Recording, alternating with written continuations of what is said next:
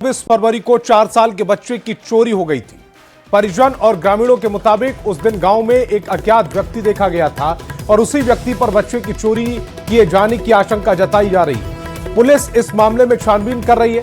Police ने गांव पहुंचकर आसपास के जंगल क्षेत्र में भी ग्रामीणों के साथ बच्चे की खोजबीन की, लेकिन बच्चे का कुछ पता नहीं चल पाया। पुलिस अब बच्चे को खोजने के लिए सीआरपीएफ के स्पर डॉग का सहारा ले रही है, लेकिन बच्चे की अब तक तलाश जारी है। बच्चे का अब तक कोई पता नहीं है।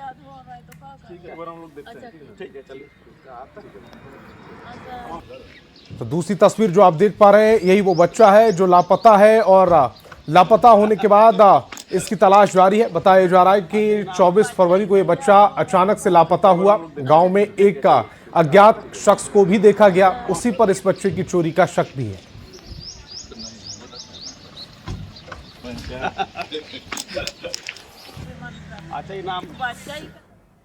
और जामताड़ा से बड़ी खबर मिल रही है। बंद कोयला खदान में हादसा हुआ है। चाल धंसने से मलबे में फंसे लोग, करीब 8 लोगों के मलबे में दबे होने की आशंका जताई जा रही है। अवैध खुदाई करने के दौरान यह हादसा हुआ। स्थानीय लोगों ने रेस्क्यू ऑपरेशन चलाया। घटना की आधिकारिक पुष्टि नहीं हुई है। पलास्थली के पास ईसीएल के खदान में यह हादसा हुआ है। जामताड़ा से तस्वीरें आपकी टेलीविजन स्क्रीन पर। बंद कोयला खदान में यह हादसा, चाल धंसने से मलबे में 8 लोग फंसे होने की आशंका जाहिर की जा रही है। अवैध खुदाई करने के दौरान यह हादसा हुआ है। स्थानीय लोगों ने रेस्क्यू ऑपरेशन चलाया। घटना की आधिकारिक पुष्टि अब तक नहीं हो पाई है। पलास्थली के पास ईसीएल के खदान में यह हादसा हुआ है।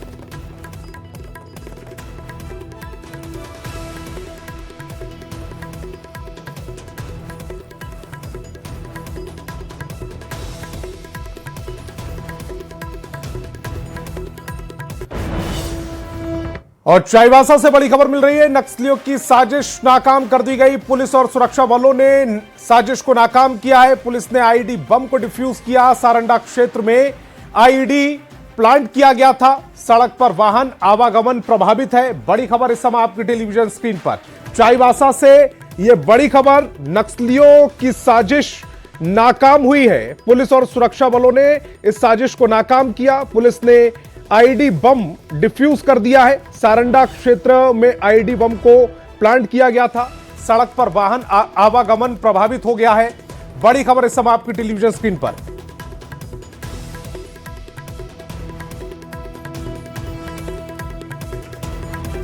तो ये बड़ी खबर, महत्वपूर्ण खबर आपकी टेलीविजन स्क्रीन पर। गुमला से, माफ कीजिएगा, चाईबासा से, जहां आईईडी बम को प्लांट किया गया था, जिसे अब डिफ्यूज कर दिया गया है। उस आईईडी बम की तस्वीर भी समय आपकी टेलीविजन स्क्रीन पर। फिलहाल जो सड़क है उससे आवागमन बंद कर दिया गया है। ये तस्वीरें देख पा रहे हैं आप चाईबासा की। और गुमला से बड़ी खबर है। डायन विसाही के शक में महिला की हत्या कर दी गई। बुजुर्ग महिला की टांगी से काटकर हत्या की गई है। मृतक महिला रिश्तेदार के घर जा रही थी। गांव के 2 लोगों पर हत्या का आरोप है। मृतका के बेटे ने आरोप लगाया है। आरोपी की मां की तबीयत खराब थी। आरोपी की गिरफ्तारी के लिए छापेमारी जारी है। पालकोट थाना क्षेत्र का यह पूरा मामला है। गुमला से यह बड़ी खबर है। डायन विसाही के शक में महिला की हत्या का आरोप। बुजुर्ग महिला की टांगी से काटकर हत्या की गई है। मृतक महिला रिश्तेदार के घर जा रही थी। गांव के 2 लोगों पर हत्या का आरोप लगा है। मृतका के बेटे ने यह आरोप लगाया, गंभीर आरोप। आरोपी की मां की तबीयत खराब थी। इसी शक में महिला की हत्या की बात कही जा रही है। आरोपी की गिरफ्तारी के लिए छापेमारी जारी है। पालकोट थाना क्षेत्र का यह पूरा मामला है। डाइन हो तुम मेरा माँ को भी कर रहा है, हमको भी ऐसे कर रहा है। कहा कि उसको क्या हुआ था, उसमें कुछ हुआ था क्या? कुछ तो नहीं हुआ है, खाली मतलब आजकल घर में सबके घर में बीमार रहता है। हाँ। अब बीमार है, उसका माँ ठीक हो गया है। अब उसका जो बेटा है उसको लौका टाइप मार, तो बोला कि यही है, मतलब यही अथी कर रहा है। कहा कि इसको कल उसका छोटा भाई सब जा रहा था शादी, और उसको जंगल में मार के इसको गिरा दिया। और एनसीईआरटी की पुस्तक में न्यायपालिका से जुड़ी टिप्पणी पर केंद्रीय शिक्षा मंत्री ने खेद जताया और किताबें वापस मंगाने के निर्देश दिए हैं। जमशेदपुर में एक कार्यक्रम के दौरान केंद्रीय शिक्षा मंत्री धर्मेंद्र प्रधान ने सरकार की ओर से कहा कि न्यायपालिका देश के लोकतांत्रिक ढांचे का महत्वपूर्ण स्तंभ है। और सरकार हमेशा उसका सम्मान करती है। उन्होंने कहा कि एनसीईआरटी की पुस्तक में न्यायपालिका के भ्रष्टाचार से संबंधित प्रकाशित सामग्री पर गंभीरता से संज्ञान लिया गया है। उन्होंने जानकारी दी कि संबंधित पुस्तक की अब तक छपी सभी प्रतियों को तत्काल प्रभाव से वापस मंगाने का निर्णय लिया गया है। साथ ही मामले की जांच कराई जा रही है और इसमें शामिल जिम्मेदार व्यक्तियों के खिलाफ नियमानुसार कार्रवाई की जाएगी।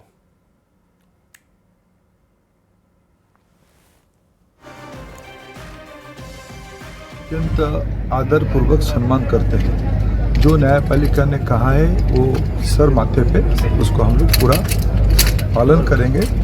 जो भी हुआ मैं अत्यंत उसके लिए दुखी हूँ, मैं उसके लिए खेद प्रकट करता हूँ। जब ही ये घटना मेरे सामने आई, मैं तुरंत ही एनसीईआरटी को निर्देश देके सारे किताबों को विड्रॉ करवाया। आगे वो ना जा पाए उसकी सारी चिंता किया और उसको विड्रॉ करने का निर्देश दिया।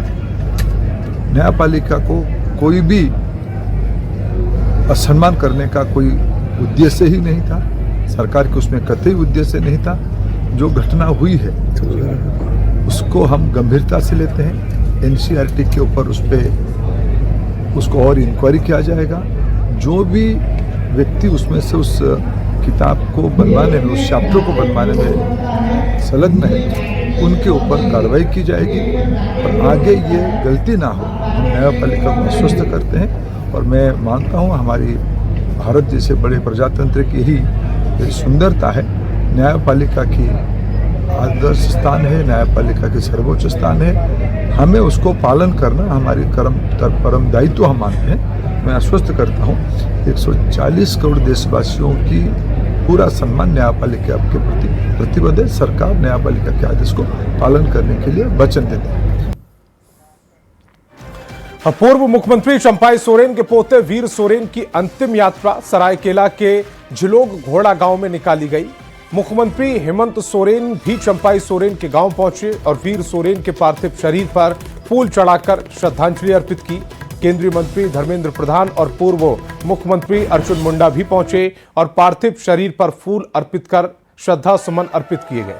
पूर्व मुख्यमंत्री चंपाई सोरेन ने मुख्यमंत्री हेमंत सोरेन से मुलाकात की। इस दौरान सिंहभूम की सांसद जोबा माझी, पूर्व मुख्यमंत्री मधु कोड़ा, पूर्व सांसद गीता कोड़ा, बीजेपी नेता रमेश हांसदा मौजूद रहे। सभी नेताओं ने वीर सोरेन को श्रद्धांजलि अर्पित करते हुए शोकाकुल परिवार के प्रति गहरी संवेदना व्यक्त की।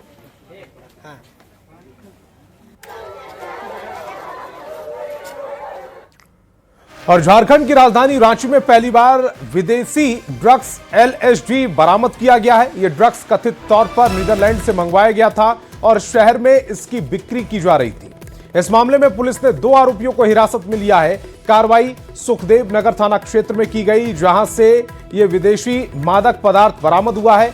LSD एक बेहद शक्तिशाली सिंथेटिक साइकेडेलिक ड्रग्स है जो दिमाग पर सीधा असर डालता है और ये नीदरलैंड से मंगाए जाने की खबर है, जिसको लेकर यह कार्रवाई की गई है।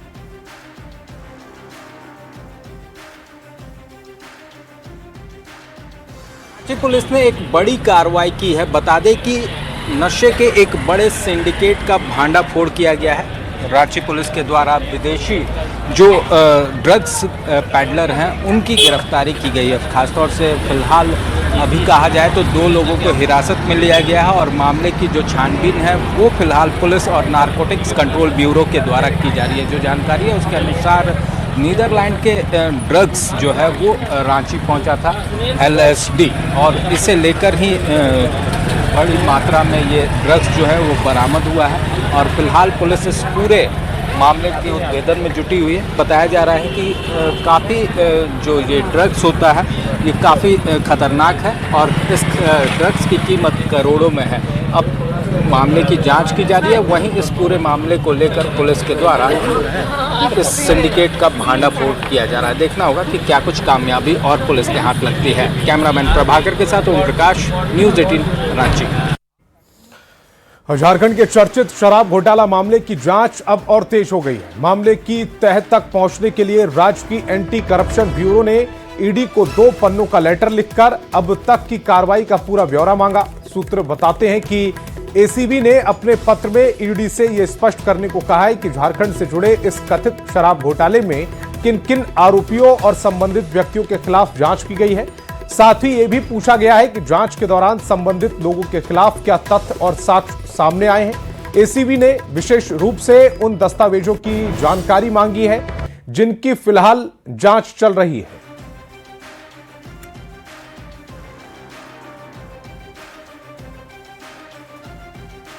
झारखंड शराब घोटाला मामले को लेकर एसीबी ने ईडी से पत्राचार किया है। एसीबी के द्वारा किए गए पत्राचार में कई जानकारियां जो हैं वो ईडी से मांगी गई है। खासतौर से एसीबी ने इस पत्राचार में कहा है कि ईडी ने इस पूरे मामले को लेकर क्या कुछ कार्रवाई की गई है। खासतौर से झारखंड के कौन कौन से लोगों को से इसमें पूछताछ की गई है, कौन से लोगों के द्वारा क्या कुछ बयान लिया गया है, इन तमाम चीज़ों की जानकारी एसीबी ने ईडी से मांगी है पत्राचार के माध्यम से। हालांकि ईडी के द्वारा इस संबंध में अब तक कोई जानकारी साझा नहीं की गई है। पूरे मामले को लेकर अगर बात करें तो इस शराब घोटाले मामले में एसीबी के द्वारा पूर्व में चार्जशीट जमा नहीं किया गया था, जिस कारण तमाम आरोपी जो हैं वो बरी हो गए थे, जिसे देखते हुए अब एसीबी इस पूरे मामले को नए सिरे से खंगाल रही है और तमाम साक्ष्यों का संकलन कर रही है और इसी फहरिस्त में ईडी से भी अब सहयोग मांगा गया है। देखना होगा कि अब इस पूरे नेक्सस के भांडाफोड़ में क्या कुछ कार्रवाई एसीबी के द्वारा की जाती है। रांची से न्यूज़ 18 के लिए ओम प्रकाश। सेंट्रल यूनिवर्सिटी में सीबीआई की जांच जारी है। तीसरे दिन भी सीबीआई जांच कर रही है। अलग अलग घोटालों में यह जांच हो रही है। सेंट्रल यूनिवर्सिटी में धांधले के आरोप हैं। विश्वविद्यालय में बहाली से टेंडर तक धांधली के आरोप लग रहे हैं। सेंट्रल यूनिवर्सिटी में सीबीआई की जांच जारी। तीसरे दिन भी सीबीआई जांच कर रही है। अलग अलग घोटालों में जांच फिलहाल जारी है। सेंट्रल यूनिवर्सिटी में धांधली के आरोप है। विश्वविद्यालय में बहाली से टेंडर तक धांधली के आरोप लग रहे हैं।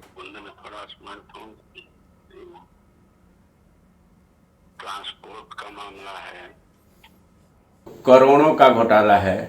फर्जी दस्तावेज पर नियुक्तियां तो हैं ही हैं। इसको कैग ने भी माना है। आज तक बदस्तूर जारी है, बल्कि नए कुलपति, वर्तमान कुलपति के ज़माने में भ्रष्टाचार नई ऊंचाइयों को छू रहा है। और एयर एम्बुलेंस क्रैश मामले में सियासी घमासान जारी है। इस मामले को लेकर नेता प्रतिपक्ष बाबूलाल मरांडी ने सरकार को कटघरे में खड़ा किया। उन्होंने एयर एम्बुलेंस के लिए 10 करोड़ आवंटन के बाद भी अभी तक 12 लोगों की ओर से सुविधा का लाभ उठाने पर सवाल उठाए, जिनमें 4 मंत्री भी शामिल हैं। वहीं एयर एम्बुलेंस से ले जा रहे मरीज की सब्सिडी छोड़ने के बाद पूरे पैसे देने पर भी आरोप लगाया गया। उन्होंने सरकार से संबंधित कंपनी पर जांच के बाद कार्रवाई की मांग उठाई। लेकिन हमने जानकारी लेने की कोशिश की कि अभी तक कितने लोगों ने लाभ लिया, तो उसमें जो जानकारी मिली है मात्र संभवतः जो जानकारी मिली वो मैं बता रहा हूं कि शायद 12 लोगों को हुआ, उसमें से 4 तो शायद सरकार के मंत्री ही रहे। तो आप समझ सकते हो सरकार इतनी बड़े बड़े जो ढिंढोरा पीटते हैं और उसका लाभ अगर लोगों को नहीं मिल पाया या नहीं मिलता है तो उस ढिंढोरा का क्या मतलब है। जब सब्सिडी छोड़ करके जानकारी मिली कि घर के लोगों ने ही पूरी पैसा देने की बातें की, तो फिर वो जहाज के मालिक ये तैयार हो गए। उसमें भी जो जानकारी मिल रही है कि संभवतः कि उनके पेशेंट को गाड़ी में यानी एम्बुलेंस में चढ़ाया गया, एयर एम्बुलेंस में, तब तक नहीं उड़ी जब तक 2 लाख रुपया बचा हुआ था, उसको भी घर से मंगाया गया और दिया गया, तब यहां से उड़ान भरी। किस प्रकार से गलत हो रहा है, तो मैं सरकार से जरूर मांग करूंगा कि एयर एम्बुलेंस जिस कंपनी से भी लिए हुए हैं सरकार, उनके ऊपर एफआईआर होनी चाहिए और उसके ऊपर कार्रवाई होनी चाहिए। एयर एम्बुलेंस हादसा मामले में बीजेपी विधायक नवीन जायसवाल ने कहा, सरकारी ऑफिस में निजी रेड बर्ड कंपनी का बोर्ड लगा हुआ है। सरकारी एयर एम्बुलेंस की उपलब्धता नहीं बताकर निजी सेवा उपलब्ध कराई जाती है। 2 सरकारी एयर एम्बुलेंस मौजूद थे, लेकिन लाखों रुपए लेकर निजी एयर एम्बुलेंस की सुविधा उपलब्ध कराई गई। दुर्घटना हुई अध्यक्ष महोदय, इससे इतर मैं बात रखता हूं। अध्यक्ष महोदय, बहुत गंभीर मामला है। आज यहां सभी माननीय सदस्य हैं। एयर एम्बुलेंस या एयरपोर्ट से बहुत ज्यादा लोगों को सरोकार नहीं है। एयरपोर्ट जाने के क्रम में दाहिना तरफ आप देखिएगा कि राज्य सरकार का एक ऑफिस है, वहां डायरेक्टर बैठते हैं, सिन्हा साहब। सरकारी एयर एम्बुलेंस देने की प्रोविजन है। वहां पर रेड बर्ड का बड़ा बड़ा बोर्ड लगा हुआ है। रेड बर्ड जो अभी दुर्घटना में क्रैश हुआ। रेड बर्ड क्या है? निजी कंपनी है अध्यक्ष महोदय। सरकारी ऑफिस में निजी कंपनी का बोर्ड क्यों? और दिल्ली में एआई समिट में हुए हंगामे पर बीजेपी ने एक बार फिर राहुल गांधी को जिम्मेदार ठहराया। बीजेपी ने राहुल गांधी की तुलना 2020 दंगे के आरोपी उमर खालिद से करते हुए दिल्ली बीजेपी ऑफिस के बाहर एक पोस्टर लगाया, जिसमें लिखा था कि अराजकता का तरीका एक, बस देश विरोधी चेहरे बदलते रहते। इस पर विधायक सीपी सिंह ने कहा कि कांग्रेस देशद्रोही है, वो बाहर जाकर अपने देश की बुराई करती है, उसकी मंशा हमेशा गलत रही है। ये राहुल गांधी है ना, देशद्रोही व्यक्ति है, राष्ट्रद्रोही व्यक्ति है, नकली गांधी है। और इसका उमर खालिद के साथ फोटो होना कोई बड़ी बात है क्या? अरे भैया, जो कन्हैया कहता था कि देश तेरे टुकड़े होंगे इंशाअल्लाह इंशाअल्लाह, अफजल हम शर्मिंदा हैं, तेरे कातिल अभी जिंदा हैं, उसी कन्हैया के साथ गलबहियां कर रहा है। अरे इसका बस चले ना तो ये जो है पाकिस्तान का जो अजहर मसूद और कौन कौन आतंकवादी है उसके साथ फोटो खिंचवाएगा। भाजपा जो है सिर्फ धर्म की राजनीति के अलावा, अच्छा एक चीज मुझे बताइए, वो जो क्या नाम है, वो जो जम्मू कश्मीर का उनका जो अल्पसंख्यक आयोग का जो अध्यक्ष था जो भाजपा का, वो तो लश्कर तोबा का वो मेंबर था, लश्कर तोबा का मेंबर था। हमारा अगर आतंकी संगठन के साथ में अगर कोई रिश्ता है तो प्रमाण दे, और नहीं तो भाजपा देश से माफी मांगे। विपक्ष विहीन ये लोग बात करता है, विपक्ष विहीन की बात नहीं करता है। ये लोग जो है वो मानसिकता के लोग हैं जो इस देश को गुलाम फिर से बनाना चाहते हैं। जेएमएम के नेता और अल्पसंख्यक आयोग के अध्यक्ष हिदायत खान ने बीजेपी के आरोपों का खंडन किया। उन्होंने कहा कि बीजेपी ने चुनाव के दौरान मुझ पर बूथ कब्जा और बॉक्स वोटिंग का आरोप लगाया है, जो पूरी तरह से गलत है। बीजेपी ने षड्यंत्र करके 2 घंटे तक बूथ वोटिंग को बाधित किया। बीजेपी हिंदू मुस्लिम कराना चाहती थी, लेकिन जिला प्रशासन और दोनों समाज के लोगों ने इस षड्यंत्र को समझ लिया। कि जिस तरह से झूठा मनगढ़ंत इल्जाम हम लोगों पर लगाया जा रहा है, मैं उसका खंडन करता हूं। और आप लोग गवाह हैं कि किन लोगों ने बूथ कैप्चरिंग किया और किन लोगों ने पोलिंग को प्रभावित किया। दुनिया देखी है, सारी मीडिया में कवरेज है कि सेंट जॉन स्कूल में 2 घंटे तक बूथ पर धरना के रूप में कब्जा करके, और जिसको आपको तमाम वीडियो वायरल है, और सरदार सुरेंद्र सिंह जी हमारे बड़े भाई हैं, उनका ऑडियो रिकॉर्डिंग वायरल है कि उनको ऑफर दिया गया कि उनको अल्पसंख्यक आयोग का नेशनल माइनॉरिटी कमीशन में मेंबर बना दिया जाएगा। रामगढ़ में नगर निकाय चुनाव के बाद मतगणना कार्य को लेकर प्रशासनिक तैयारियां पूरी कर ली गई हैं। रामगढ़ कॉलेज काउंटिंग सेंटर में 3 लेयर का सुरक्षा घेरा बनाया गया है। 72 सीसीटीवी कैमरे से काउंटिंग सेंटर की निगरानी की जा रही है। तो रामगढ़ में निकाय चुनाव के बाद मतगणना कार्य को काउंटिंग कराएंगे, उसकी तैयारी चल रही है। अभी आप देख भी रहे हैं कि मैं काउंटिंग लोग हम लोग 27 तारीख को काउंटिंग कराएंगे, उसकी तैयारी चल रही है। अभी आप देख भी रहे हैं कि मैं काउंटिंग सेंटर पे ही खड़ा हूँ। हम लोग 41 टेबल लगाए हैं, 41 का हम लोग करेंगे काउंटिंग। सबसे पहले वार्ड का हम लोग काउंटिंग करेंगे, वार्ड के फलस्वरूप समाप्ति होने के बाद अध्यक्ष का हम लोग स्टार्ट करेंगे, उसके बाद फिर ये करेंगे, रिजल्ट का घोषणा करेंगे। साथ ही हम लोग सुरक्षा के पूरे इंतजाम है। सीसीटीवी आप देख रहे होंगे लगा हुआ है, चारों साइड सीसीटीवी लगे हुए हैं, 2 लेयर का पुलिस फोर्स पूरा लगा हुआ है। इसके अलावा हम लोग मतगणना के दिन मजिस्ट्रेट का अलग से डिप्यूटेशन कर रहे हैं पुलिस फोर्स का। किसी भी अभ्यर्थी को किसी भी प्रकार का पेय पदार्थ, ये खाने पीने का सामान या मोबाइल ले जाने की इजाज़त नहीं है। रामगढ़ में नगर निकाय चुनाव संपन्न हो चुका है। अब यहाँ पर काउंटिंग की तैयारी है। इस वक्त मैं रामगढ़ कॉलेज काउंटिंग सेंटर पर हूँ। देख सकते हैं यहाँ 3 लेयर का सुरक्षा घेरा यहाँ पर बनाया गया, जवान यहाँ पर तैनात है। आपको बताना चाहेंगे कि यहाँ पर सुबह 8 बजे से मतगणना शुरू होगी। लगभग 41 टेबल पे मतगणना 2.5 राउंड में पूरी की जाएगी। 150 मतदान कर्मी यहाँ पर काउंटिंग में लगाए जा रहे हैं और 72 सीसीटीवी कैमरे यहाँ पर पारदर्शिता बरतने के लिए लगाए गए हैं और 20 मजिस्ट्रेट की भी यहाँ पर तैनाती की जाएगी। किसी को भी अंदर में मोबाइल या पेय पदार्थ ले जाने की यहाँ इजाज़त नहीं होगी। आपको बताना चाहेंगे कि रामगढ़ नगर परिषद क्षेत्र में 66,542 वोट पड़े थे और लगभग अध्यक्ष पद पे 9 उम्मीदवार आपस में यहाँ पर भाग आजमा रहे हैं, जबकि वार्ड पार्षद के लिए 216 यहाँ पर प्रत्याशी मैदान में थे और एक वार्ड 16 से प्रत्याशी मीना कुमारी जो है निर्विरोध चुनी गई थी। यानी 31 वार्ड के लिए यहाँ काउंटिंग होगी और अध्यक्ष पद के लिए यहाँ काउंटिंग की जाएगी, जिस पे 9 उम्मीदवार यहाँ पर आपस में यहाँ पर भिड़ते नजर आ। और वक्त है एक